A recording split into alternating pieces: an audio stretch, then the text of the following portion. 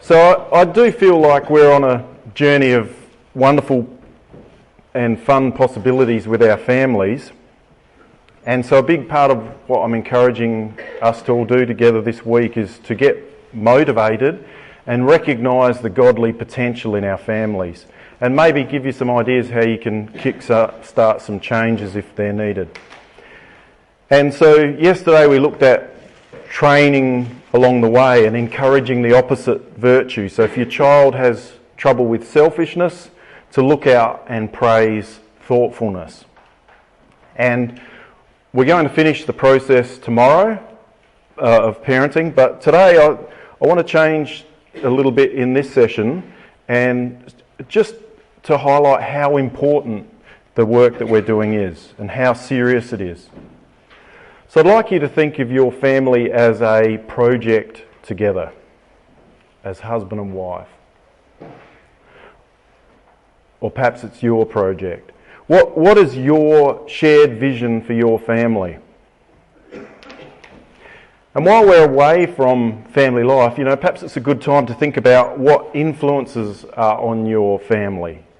Are they good influences or bad influences? So there's a sort of a sheet there in the beginning of today's session that you can think about that. And if there are some bad influences that you think might be on your family, how are you going to counteract or replace them? And there's some examples of influences that might be on our family. But I want to spend time this morning thinking about the two families that were mentioned in our reading, as it was in the days of Noah and Lot. Two families at the end times of their era. And it's like we're living in a homologation of their age, aren't we? An era when the sin of Lot is combined on a flag with the sign of Noah. So every time you think of it, see a rainbow flag, you can think that we are like, what a sign that God gave us, that we would be in the time of Noah and Lot. And you can actually explain it to your children, where that flag means that we're at the time of Noah and Lot, which means Jesus is nearly here. However, this morning, I want you to think about the lessons we can learn from their families, because as husband and wife, we've got generally some ideas about each other's point of view as husband and wife, but do we have shared goals for our family? Do you have a plan? It's just a sketch map is all we're talking about, because the details are unwritten, but an idea of what your family will be. And, the challenge of those shared goals and visions and what we want our family to be, when we reflect on our families and how we parent them, it strikes at challenging questions like, is the discipline of our children motivated by love or largely by frustration? Or more challengingly, is God at the centre of our parenting? So what's our goals to flip those things around?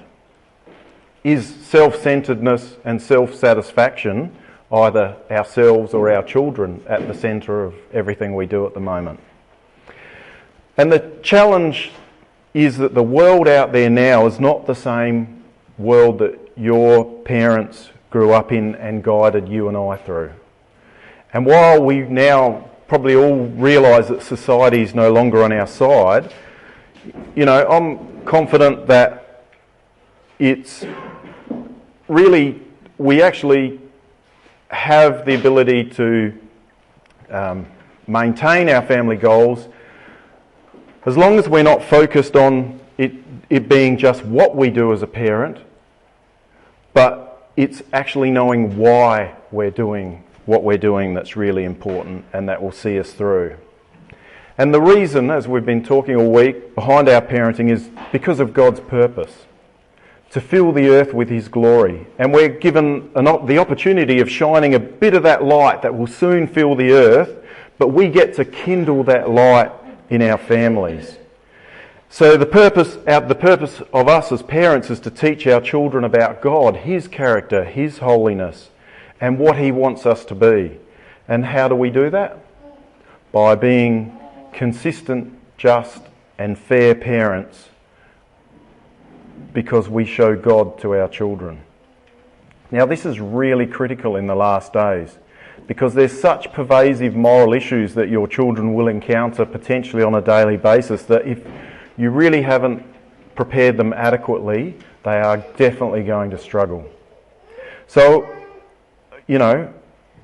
I'll give it, sort of, to put it in black and white, in connection with the last days, we often talk about the same kinds of things: media, music, the internet, the ease of access to ungodliness and immoral filth.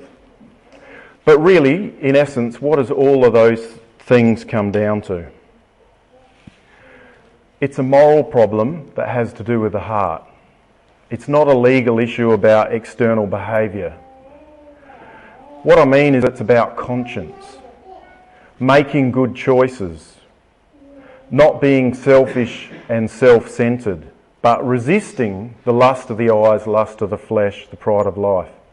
For a 2-year-old, it's the temptation of a lolly at the checkout queue.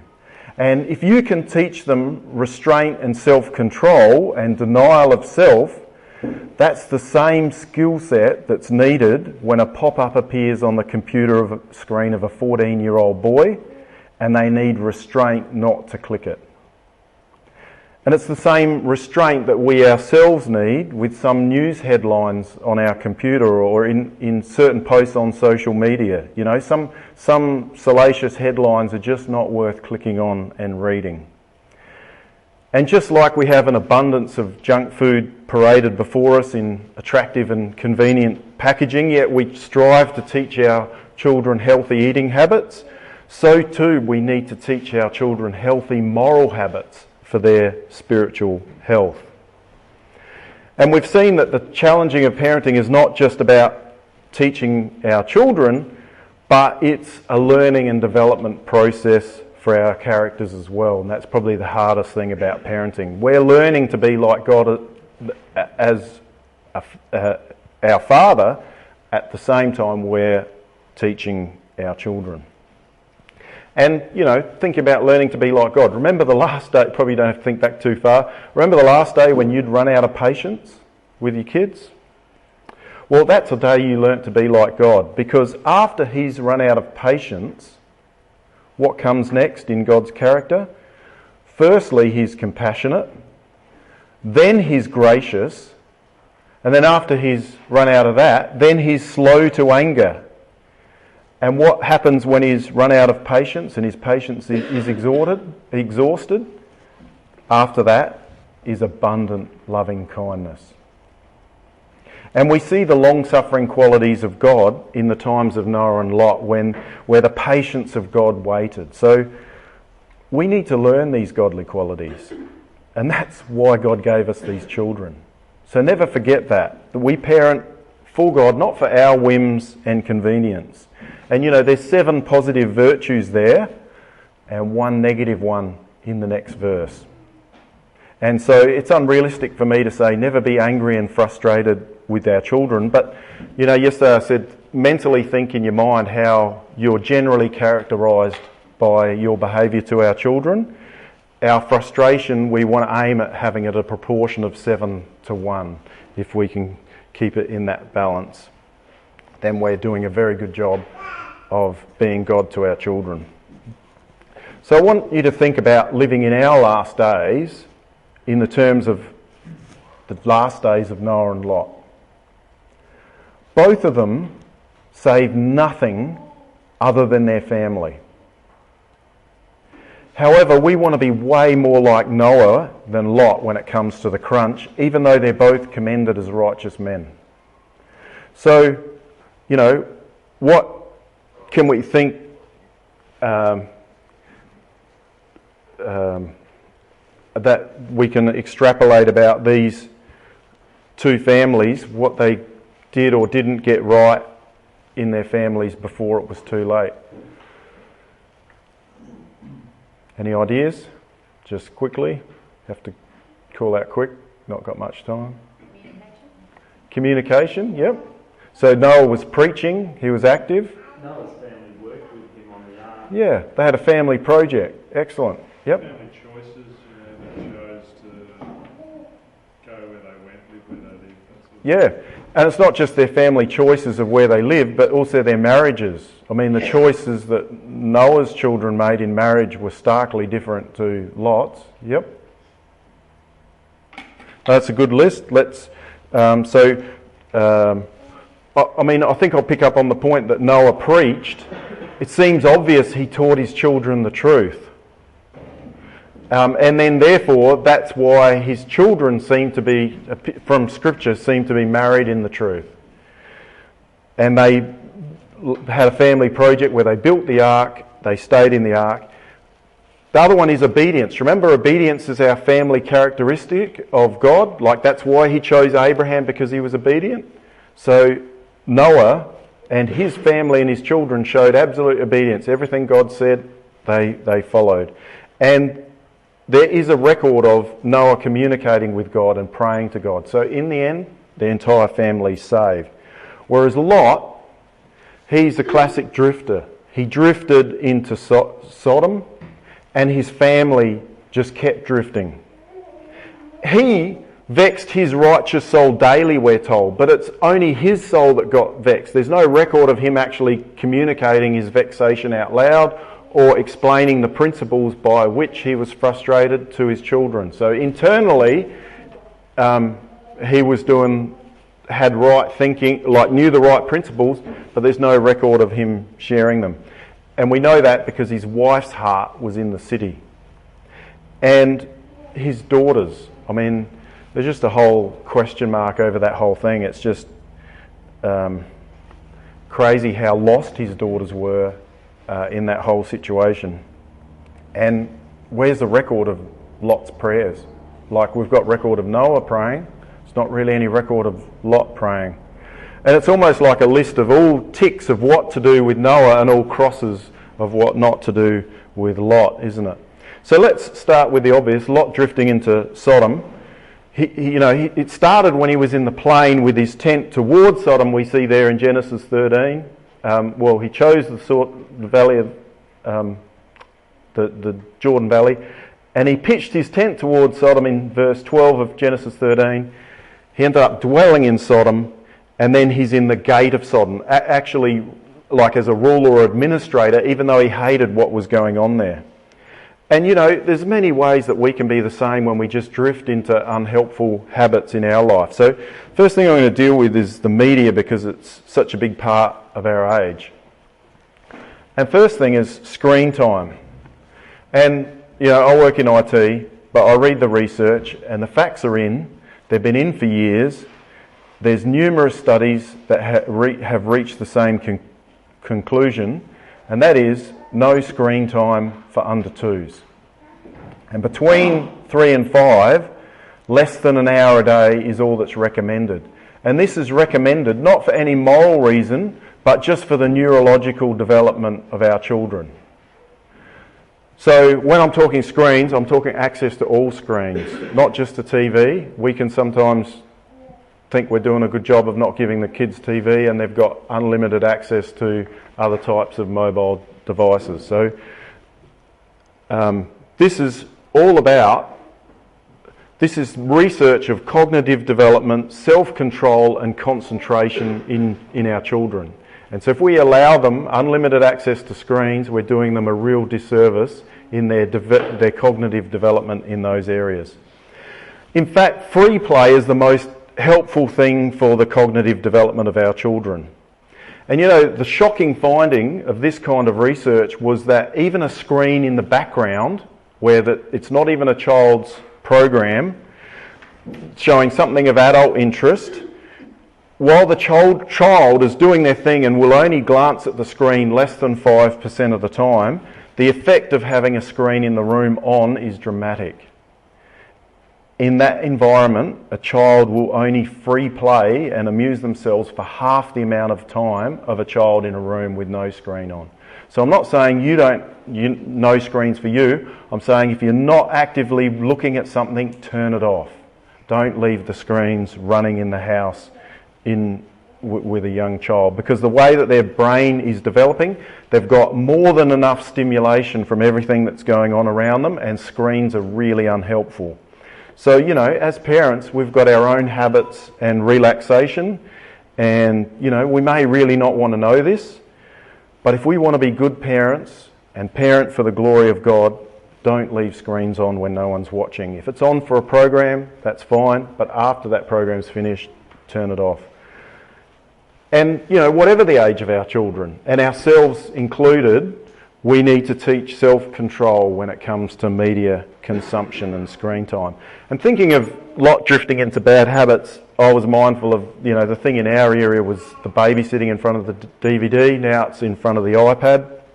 And I'll pick it because it's such an easy trap to fall into. You get some peace and quiet to get things done the first time you do it, and you think, wow, that's great, work's such a treat, that next you do it again, and then suddenly it becomes a habit. So I'm not saying that, there's times when we just need to chill out and things are crazy here and there, and we might resort to using it. Just don't allow it to become a habit is all I'm asking, because doing it repeatedly is a disservice to our children's development. They actually need to learn to occupy themselves quietly. And that's a skill that comes with practice. And if you don't practice it at home, and some children really need the practice, where are they going to get the opportunity to develop that skill set if you just put on some media distraction every time you need peace and quiet? You're actually robbing them of the opportunity to learn that skill set. So here's a suggestion. I think I mentioned it the other day. Lisa used to have quiet time every afternoon so she could do her chores. The background quiet music would go on. That was a signal that this was quiet time, and so it's an hour-long DVD. When that's finished, CD, sorry. When that music's finished, that's the end of it. And for the little ones, that could be nap time. For the older ones, they'd have to sit quietly on the couch and look at books and amuse themselves until quiet time was over. And that way they learn the skill set of occupying themselves quietly. And Lisa did this with other people's children. She did family daycare for many years, more than a decade. So we know it's not just something weird that we can get our own children to do, but other people's children, we can be trained to do this as well. But there's another problem with media that's, from my end of parenting, is much more obvious. And that's at the fact that at a young age, there's plenty of choice that's age appropriate.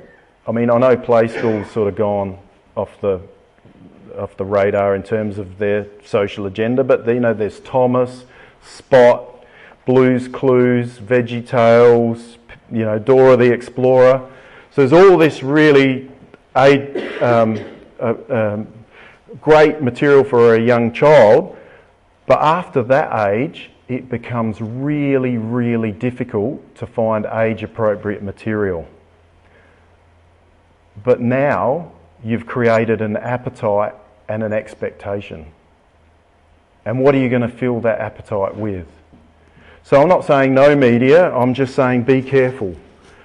Be mindful of your choices and have some forethought to where those things could lead, and pay attention to the influences in your home, because otherwise you might just end up drifting into a space you weren't prepared for after things have moved on to a point you weren't ready for, just like we saw with Lot.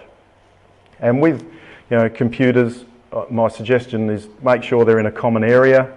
Familiarise yourself with the parental controls and things you can do on your computer hardware. Just my point is, don't allow unlimited access.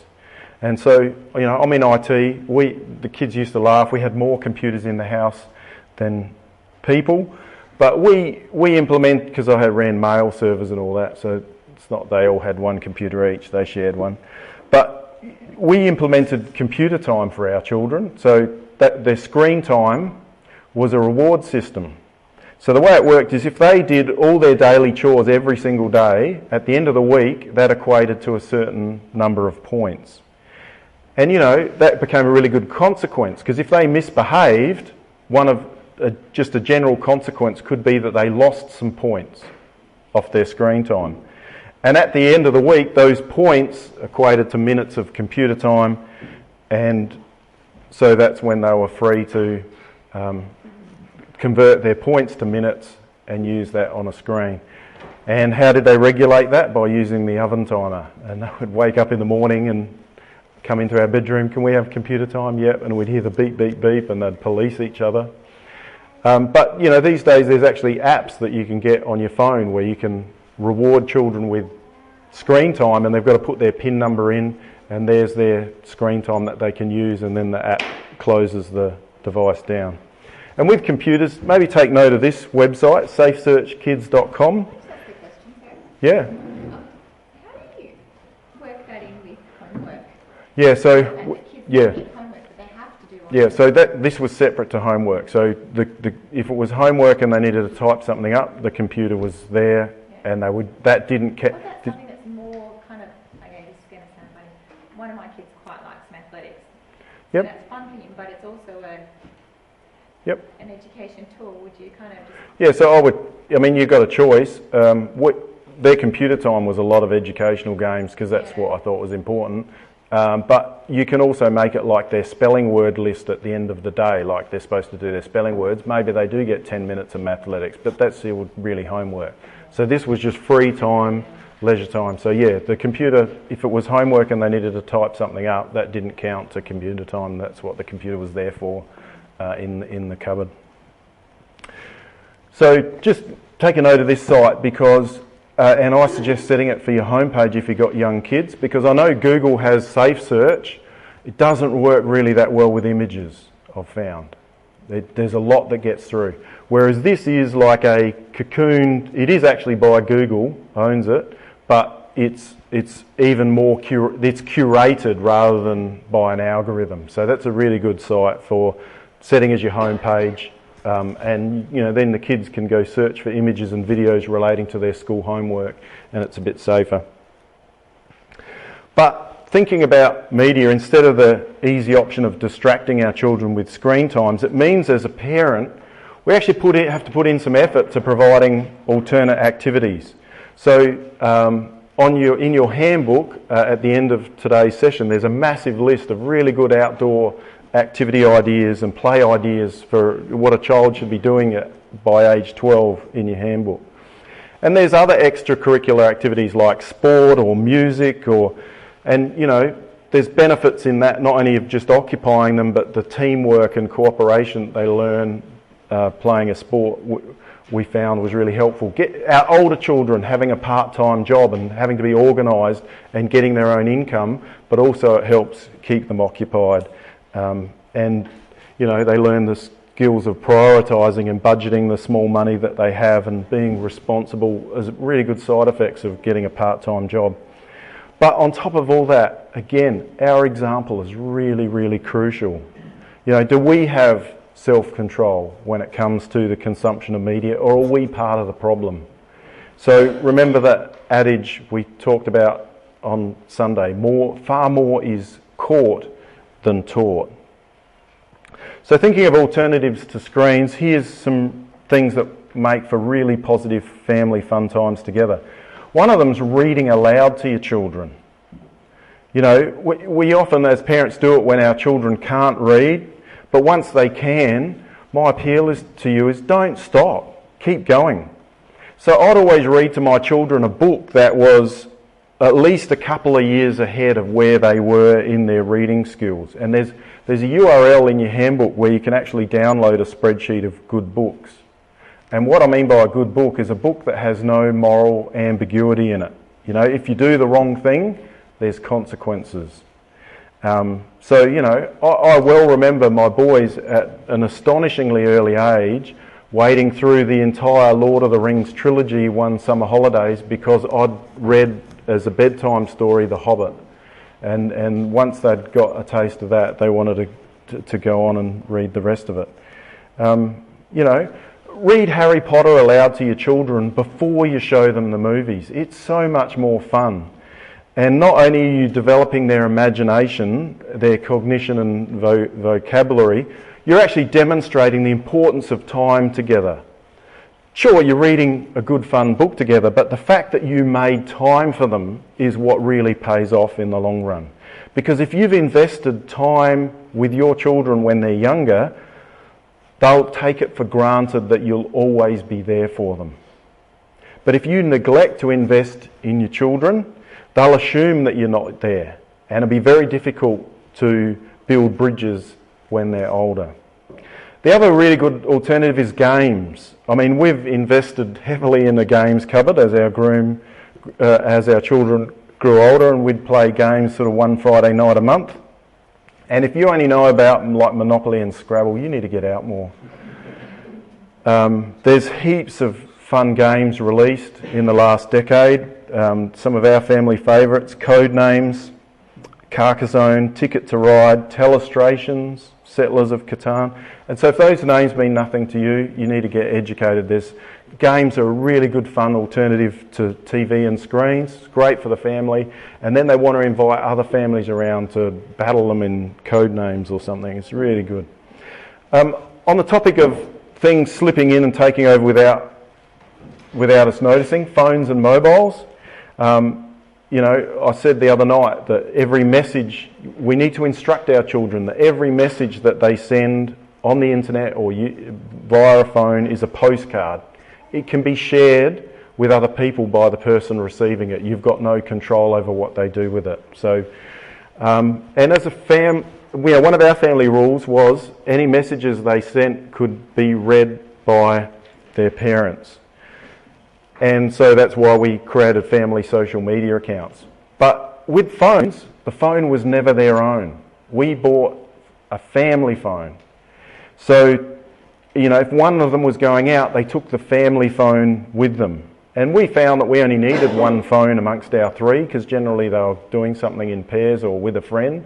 Or, at worst, they could take one of our phones if there was three of them going in separate directions. But the point was, it wasn't their phone. They shared it. It was a family phone. It wasn't until they were working that they bought their own phones. So that concept that we were able to read their messages was enough in our house. We really didn't have to do it much. Just the fact that we have the right to see what they're communicating to others. Because that became really handy when the children were courting. They had to let the other party know that in our house, our parents have the right to read all our messages. Now, we didn't have to do that, but just that threat meant that we were then confident as parents nothing inappropriate would be exchanged, because the other party had fair warning that that was the family principle in our house. And so we knew that the conversations would, because that was the family principle that was shared, that was all that was needed. Okay, so we've looked at the drifting. We can all recognise the trap there. The second thing I want to talk about is Lot's wife. Remember Lot's wife, we're told. The tragedy there is that I think that's really what what's the next verse? Has someone got that open? It says, remember Lot's wife, and then... Yeah, it's about whoever seeks to save their life will lose it. So it's like she sought her own personal life, really wasn't invested in the family. She was out doing her own... the message of society today is, women have their own life, and we looked on Sunday that the role of a mother is a work of salvation. It's one of the highest praised things from God. So remember Lot's wife. Don't try to live your own life. We're going to live a life in Christ, and the way we learn to live a life in Christ and service to others is that God gives us a family that we've got an incentive to serve because we love them, and then we learn to do that for others. That's husbands as well as wives I'm talking about there. So the tragedy is that her heart was back in the things of Sodom. And so the reality is that she and Lot weren't on the same page. Remember, he was vexed about the things that went on, whereas her heart was actually in the things that went on. So what do we need to do instead? So as well as couch time, which we talked about on Sunday, regularly bringing our spouse out of the role of being a mother into the role of being a wife. And so I think is the real key that we need to do, husbands. So I think the key is to spend adequate time together in common interests, and family should be our number one common interests. And so, husbands, if we want our wives to feel valued, We need to take an active interest in what they've been doing with the children. You know, she's not just a babysitter. She's not just occupying time. She's teaching them, helping them grow and develop. And so as husbands, we need to reinforce our wives' importance to us and what the importance of what they're doing in the way we value them and take an interest in what they are doing. And so as well as the example of your communication and the priority of the relationship that you're elevating above the children by having couch time and regular time that they see the two of you sitting chatting together, there also needs to be some time spent out of our children's earshot, especially to discuss how things are going on and what we need to work on. And when I say here go on a date night, I'm not talking extravagant gestures. It's the time together that's important. You know, a sandwich together and an ice cream afterwards as you stroll along the jetty could be a really treasured time together. So, you know, one suggestion I've got in regard to valuing our wives is to offer to some friends to mind their kids while they have a night out. And then in return, they mind your kids a week or so later. You know, you can even make it a regular thing if you wish, but it works really well if you offer for them to go first. A couple of more things with Lot in relation to his daughters. You know, I struggle with the fact that Lot was prepared to hand his daughters over to the men of Sodom. There's some suggestion he was trying to shame them, but I don't know. It just is really bizarre to me. But given their behaviour later in the cave, the only conclusion I can logically draw if he was literally planning to hand them over is that Lot thought, my children are wise in the ways of the world, and it would not be such a shock to them what was going to happen as it would be to these pure, naive guests of mine. But, you know, whatever went through his head, I think we can all agree the topic that it brings to mind is purity. And part of this is, what age do you talk to your children? What do you tell them? So I do believe honesty is the best approach. You want to be a trustworthy parent. And the best advice I was given in this regard was at a family camp was the advice that we should do our readings and not skip them. So you know what I mean. We want to safeguard our children's innocence, but they're learning and becoming aware of things. So especially as they mature, we want to make sure we don't edit and sanitise the Bible readings. And so because we do have a tendency to skip the ones that may be a bit awkward. But if we stick to it and do the reading and there's no questions afterwards, that's fine. Might still be over their head. But if they ask a question, we need to give an age-appropriate answer. Now that's where the section, there's about 3 or 4 pages starting at page 60 of your workbook. It's not intended to be exhaustive, but just to give you an idea of what an age-appropriate answer might look like for a younger child and an older child in plain, straightforward language. But just think about the fact that, you know, don't you think that a family environment where you make time to sit around God's Word and discuss the issues of life, don't you think that that's a very safe and comforting environment to which to open up and explain things as a family together? With the right attitude, with God in the centre. So here's an alternative scenario. You're watching a movie so you're probably watching TV and an ad comes on with a scantily clad woman rubbing herself all over some guy because he's wearing deodorant. Or you're watching a film where 2 people get into bed together. You know, how uncomfortable does that become in front of your children? So my intention is not to give you a guilt trip, but just to prompt you to think carefully and objectively while you're away from the family environment about what kind of environment you want to build and some goals and discussions as parents. So how do you avoid that scenario that I just talked about, especially as your family gets older and you might want to have a special movie night together as an occasional treat? Well, you have to put some forethought into what you're going to watch. because the G and PG ratings today are not very helpful. I'd find that there's a greater tolerance for violence amongst film classifiers than my children could handle, and they found things very upsetting. So personally, I rely on IMDb. If you go to the Internet Movie Database, there's a parent's guide there that you can click on.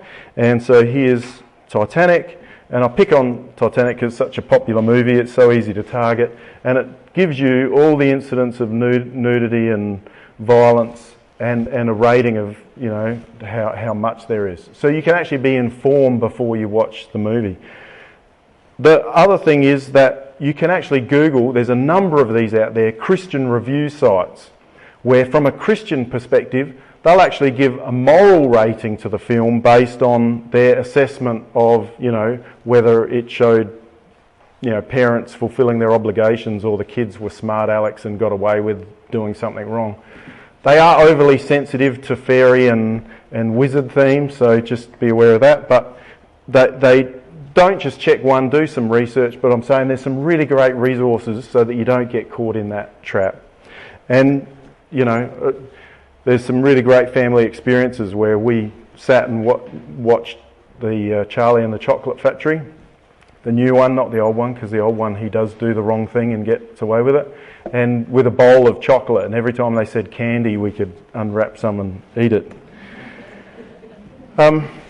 Talking movies, I'm not a real big fan of the screens in cars idea, so what we did was we travelled. We did 2 circuits around Australia, the west and the east, and we listened to audiobooks. You know, dramatised stories when travelling on long car trips. So it's a shared experience that you're experiencing together. You're not encouraging a personal media bubble back here with one child in the back seat, but you're stimulating imagination and sharing things. There's some really good stories out there. The Narnia series, which we bought at Koorong but's now on Audible, I really recommend. And the final tragedy of Lot's daughters is when they thought they were the only ones. Remember that? There's no one else that we can marry. They had no concept of the wider ecclesia. And the tragedy is, as we heard the other morning, on the opposite side of the valley, who was there? Abraham. And we're told in the record that he had 318 trained servants. And if you look at that word trained in Scripture, in Hebrew, it's not trained in war, it's actually trained in the Scripture, like they've been educated or taught. So there's an ecclesia of 318 standing up on the other side of the valley, and these girls thought they were the only one, there was no one else. So that's why ecclesial activities, why Bible schools like this are so important. Even visiting other ecclesias when we go on holiday. Sorry, I didn't have a photo of your campsite, so I used that one. You know, try and look up Christadelphians in the places that we visit, so our children have a concept of the wider community. And then obviously the ultimate tragedy was the perverted morals of Lot's daughters. And, you know, how can we prevent that in our children? Well, aside from the readings, it's up to us to be the source of information and keep the marriage bed elevated in our family. So when my children were teenagers, I would have conversations with them. There was a special night where I took my daughter out for tea, father-daughter night, and we had conversations together. I write my children letters every 18 months just to encourage them in things of moral purity and to commend them on their character development and how they're going, and offer them advice and support. But as well as no wider appreciation, Lot's daughters had no moral conscience. In fact, they had perverted reasoning to end up sleeping with their father, didn't they? So we've already covered the influences of media, yet here's another warning of why to take care. You know, what kind of family environment are you building? Are you building an independent family where everyone is part of it but all looking outwardly? Where everyone's looking out for their own interests and receiving from outside the family interests and influences and values like Lot's family? Does everyone have their head in their own phone at the table? Because Lot's family were definitely far more influenced from outside the family than from what was supposed to be within. So we need to learn from that, and I put it to you that peer pressure is only as strong as the child's conscience and family identity is weak. So the other alternative is to build an interdependent family where screens are banned at mealtime and that there's limits on media and screen time. And you do things together as a family, like making cards, like riding bikes, going on outings. You need to build a sense of belonging. And the child then is a welcome member of the team rather than the centre of it, so that they actually end up doing things for the good of the team. They're a team player in every sense, and rather than being a self-centred individual. So we talked about boundaries yesterday. Can I build on it in this context and say that you don't want to just create boundaries based on what you keep out. Your boundaries are going to be mostly defined by what's inside. The things that you do together will be what defines your family. Your family identity should be positive things. Together we do this and do that, not we don't do this and we don't do that. So you want to create in your child's mind a strong sense of what family is, not what family isn't. So the whole idea of family to a child needs to be something bigger than self, but small enough and tangible enough to provide security. So as your children grow, they're going to be subject to all kinds of outside pressure. But if you've got a strong relationship with your children, have cultivated a strong idea of who you are as a family and the principles you stand by, because not as an individual's not strong enough to withstand peer pressure, but a child who's part of a strong family bond, that's a different story. And thinking of daughters, thinking of the influences on daughters particularly, fathers, we need to be a strong and dependable influence in our daughters' lives, and we need to be comfortable with them. You know, especially as they blossom into young womanhood, they're changing in all sorts of ways. And if we start to act awkward around them and can't hug them, they get the wrong message. And the security and attention that they lack from their father, they'll go off and seek elsewhere and end up attracting and enjoying the wrong kind of attention and in the arms of the wrong kind of man. So fathers, give our daughters the appropriate attention, security and stability that they deserve so that they can grow up confident and godly young women. So what about Noah leaving Lot and his daughters aside? Well, the first thing is that he's obedient, which we've seen as being the first principle that we need to teach our children. Above everything else, children need to obey their parents because that's life.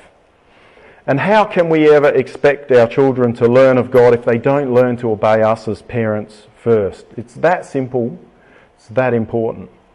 And so obedience should be a defining characteristic of our children as much as it is a characteristic of all God's children, including ourselves.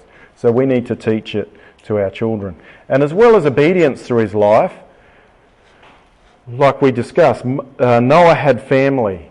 And, just compare the family of Noah's sons, properly married, not something strange. It's really hard to work out how Lot's daughters could be married and still virgins. Like there's just something weird going on there.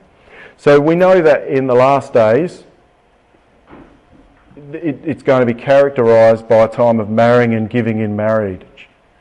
And there's a push to get even more marriage happening. And Noah's children, in contrast to the world around them, were happily married.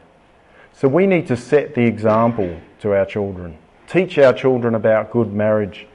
And remember, our example speaks louder than words. So we need to elevate our marriage relationships and our communication and our service to each other as husband and wives in the eyes of our children. And Noah proclaimed godliness and declared God's ways to the world around him. So we have a role in declaring God to the world in our family. And we looked at these quotes in training our children about letting our light shine to give glory to God and to conduct our conduct and way of life, our family life, we need to keep honourable so that people can glorify God by looking at our family. So obviously it means that Noah taught his children about God, that God's word was part of their lives, because you can't preach what you don't know. And so Noah and his family were saved by water, the like figure of baptism. And if baptism is used in the context of Noah, to me it tells me that Noah developed a conscience toward the things of God in his children, which we've already seen is one of our priorities and goals as parents, at which Noah appears to have succeeded in teaching his children's heart, developing their conscience, so that their baptism was an answer of a good conscience toward God. So back to Noah, he was preaching and proclaiming righteousness in his days, not quietly fitting in like Lot and Lot's wife and family. And they had a family project in the truth, building an ark. Noah had a really strong family identity and a family project, whereas Lot, on the other hand, was really weak. We're not even clear about the extent of his family. So building a strong family identity, what's your family project? What's your equivalent of building an ark together? And every family's different. That's the beauty of the family of God. There's not one project for all of us, and there's lots of projects to go round. So as part of your family goals together, perhaps it's time to prayerfully consider your family project. Yeah, there are ecclesial projects. The Bible school here, Sunday school, hall cleaning. You know, when we do pamphleting, at the end, buy ice cream and have fun in the park. Make it enjoyable in the minds of our children, not a chore. If your family likes gardening, perhaps a project could be to help out at an older member's house. You know, I remember one family whose project it was to make cards. And whatever happened in the ecclesial family, they had a card on hand that to give to someone that was made by a member of that family to express some thoughts in. Another family I know collects bottles and cans for recycling. But it's actually a family project to raise funds for the Indian Home or Agape in Action. I think that's a great idea because, you know, if you can get over the picking up rubbish aspect, maybe use disposable gloves or something, but how else can a young child feel like they're actively contributing financially toward others? So, you know, some families go on Bible mission work together. And so maybe that can be a conversation topic to discuss with other people what family projects that they've seen other people do. And, you know, we need to be aspirational dads. We need to be ideas men and get some family projects happening. And it's not just what we do to work together as a family, but what do you do for fun together? You know, to a young child, family should be a team that has fun, that loves and forgives and helps each other. What is family? What does the word family mean to your children? So remember, we talked, you're inside, that they're born inside this thing called family and are learning what family is from the experiences that you give them. So it might start with picnics and walks as toddlers and then bike rides and other sports together as children. And as they grow up, you can get more and more adventurous about what you do together. You know, some families play musical instruments together. Some families eat tea on the beach at summer. You know, whatever it is, own it and make sure your children own it as well. Because the time will come when they'll see families doing things that maybe you're not comfortable with. And then it's very easy to point out, instead of judging that other family, you just say, look, that's their family special thing. Let them have that. We do this over here together. And because we do this, which they don't get to do, let them have that as their special family thing. So, you know, remember, peer pressure is only as strong as the family identity is weak. So if you create a strong sense of family identity, that peer pressure to do things goes away because you're doing all these other fun things in its place. And the reality is that you're going to encounter different families with different values, whose children do things that you might not be comfortable with your children doing. And a really positive way to work with that is to have your children always invite friends around to what you're doing rather than the other way. So you want your house to be the place to be. So you don't want your kids to be off and never home. So it means that you have to think about, and maybe you have to buy that table tennis table or the pool table for your adults, or maybe for your young adults, or maybe you think about a swimming pool, or take them outside somewhere regularly where they're having wholesome fun together and want to invite other children. Because my lesson from Noah is that we need to take our commitment to family seriously. Family's precious. It's worth something. It's worth investing in. So spend some time and effort and even money, because else if we just drift along, we'll get any old result like Lot did. And we all have a God-given opportunity in our family, something special, something unique. You know, your family's unique. It's made up of the two of you with your shared experiences and goals and ideals. So make your family fit the two of you, and paint your combined picture to your children so that they can see it and become it. So remember, they're born inside this thing called family. They don't know what family means. They've got no experience to judge it by. So make the word family have real meaning and resonate with your children. And your family is like no others. I can't give you a blueprint for it. But look, here's us. Notice the name of the boat. We're a team, right? So there's things when we're out sailing. Now, my children are older, so I'm not saying start with this, but there's things that you sacrifice for the good of the team. So even if you feel like sitting in the sun reading a book today, if the family plans to sail somewhere, if it's your job to haul up and secure the anchor, when I've started the motor, regardless of where you are down the page or what you feel like doing, that job needs to be done right now, immediately. And at the end of the trip, you might feel like lazing around and not doing much, but if it's your job to haul down the sails as we're coming into land, you have to do it then.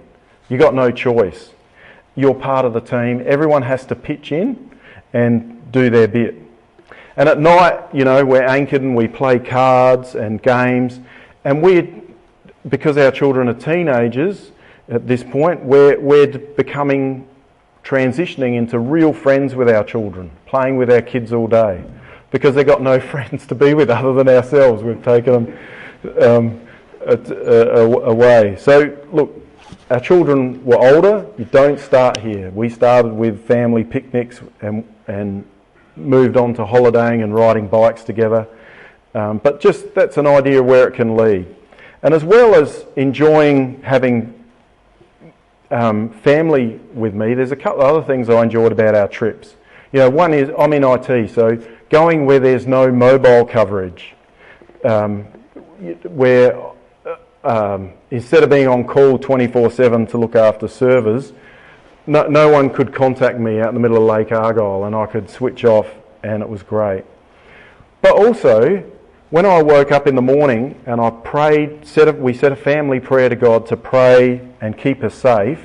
When you're out on the ocean with no RAA really to call, or no insurance or airbags or seat belts even, just our life jackets that they had to wear, but you know, you get what I mean. You're totally at the mercy of the elements. When you pray to God to keep you safe, you 100% mean it. And that really was encouraging to me about how much I think we get away from how much we rely on God. Like back in the day, if you're a farmer in Israel, you'd rely on God for the weather at the right time. And we're so removed from that. I just found a really good connection to God. So those fun times demonstrate the value of family. So if we as parents value our family, invest in games together and fun times, holidays and outings, our children will value our family and invest in it too. And that their chores and cooperation day to day are their contribution to family in response to seeing us put effort in family. So if family's something that they belong to and have ownership and investment in, then it's something that they can also add their contribution to. So we found that if we created memorable moments, their investment day to day was far stronger and the day routine ran much easier. So I'll just point out that we never paid pocket money for their regular chores, like tidying their room, because we didn't want to rob them of that emotional investment and make it a mere transaction.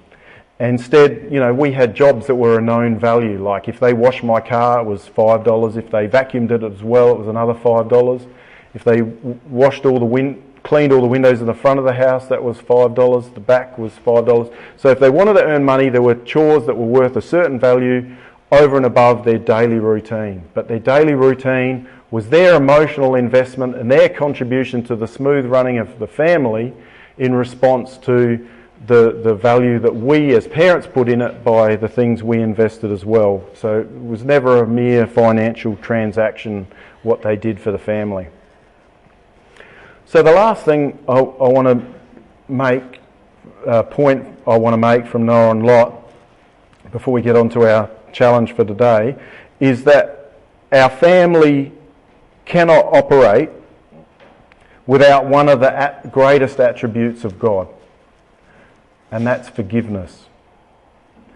As children, as parents, we need to teach our children to apologise. And so there's lots of times where it may not go as well and we can say, I'm sorry, we're working on that. But on balance also, we need to cultivate an attitude of forgiveness in our children. Every day is a clean slate for us, and so we should be the same with our children. Never ever say, you always do that. We need to encourage change, not label our children. We need to learn to let go of our frustrations and, as a godly parent, give a fresh chance that's encouraging, but has clear boundaries and expectations. So, even though God's our example on the forgiving side, on the transgression side, a proper apology is more than an I'm sorry. It's a skill to have to go to your room and consider what you have done and how it might have affected others, and consider on your own that impact, and then come back and offer a suitable apology and ask for forgiveness. And again, the best teacher is our example. And so in regard to a good example of healthy marriage and asking forgiveness, Brother Bob Lloyd advises us of 4 parts to a heartfelt apology to our spouse. I'm sorry. I was wrong. Please forgive me. I love you.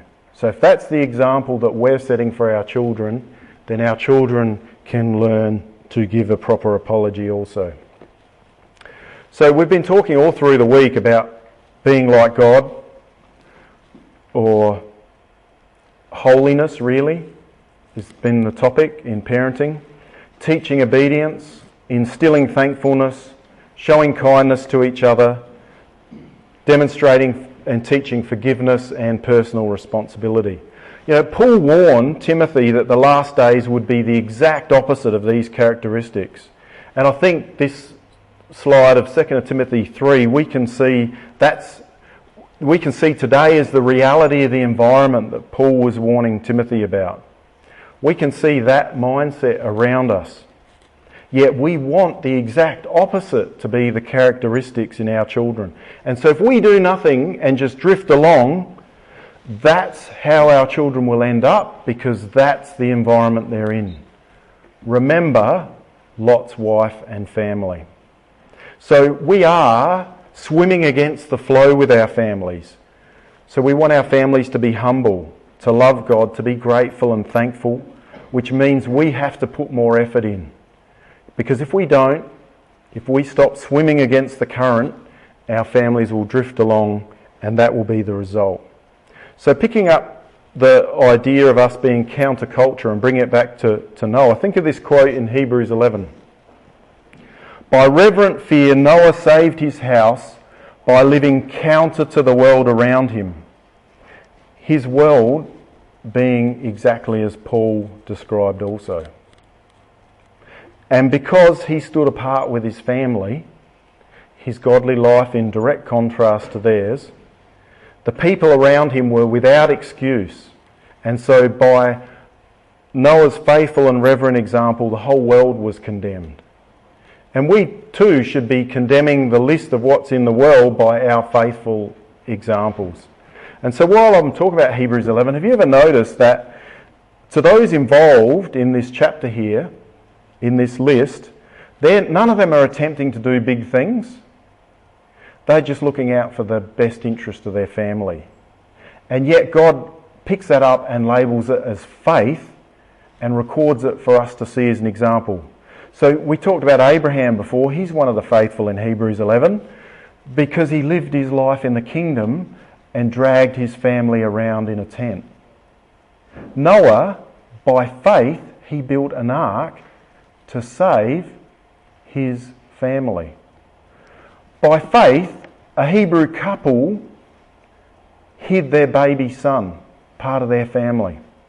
And that son, as a result of the faithful example of his parents, by faith, he delivered the entire family of Israel. By faith, Rahab saved her family. By faith, women received their family to life and more. So being a giant of faith isn't in the big things and spectacles and stuff out there. It's expressed in our families. So there's a family identity exercise for you in the notes for you to actually think about what you want to be your family defined as. But what's my takeaways? So hopefully you've been getting some ideas of things to perhaps discuss as parents. My appeal is don't just drift along. Noah and Lot are both men of faith, both in Hebrews 11, but only one of them was able to leave a lasting legacy of faith in their family. And we want to be way more like Noah and less like Lot when it comes to our family identity. And so, as we see here in 2 Corinthians, God's purpose is to make all of us our sons and daughters. And he wishes to perfect holiness in all of us. So we're commencing God's work that he's going to complete. Doesn't have to be perfect. But if we're alert and careful to influences and seek to promote holiness in our families, we're commencing God's work. So our parent challenge today that we're going to conclude on is seeing parenting as an act of faith. Remember, faith's about seeing the invisible. And parenting a godly family is about acting like a kingdom family now. So our actions, our attitudes, the things we do together should be able to fit right into life in God's kingdom. And so our children are a welcome member of our family team, just as we're an integral and welcome part of God's family team, as it were. But also our family needs to be alive with works, like James encourages us, as a family that practically helps others, because faith without works is dead, remember? So a family who looks, instead of looking outward for ways to help, looks outward for influence, is also dead. So can I leave you this last bit of encouragement in faith? Yes, it is a scary world out there. But in faith, can we please see that God is watching over our families and working with us? They're his heritage, he's co-parenting with us, he's a father to our children too. So 2 Thessalonians 3, the Lord is faithful, who will establish all you as parents and keep you and your families from evil. And we've got confidence in the Lord touching you that you'll both do and will do the things which God commands you. And our prayer is that the Lord direct your hearts to the love of God and to the patient waiting of Christ.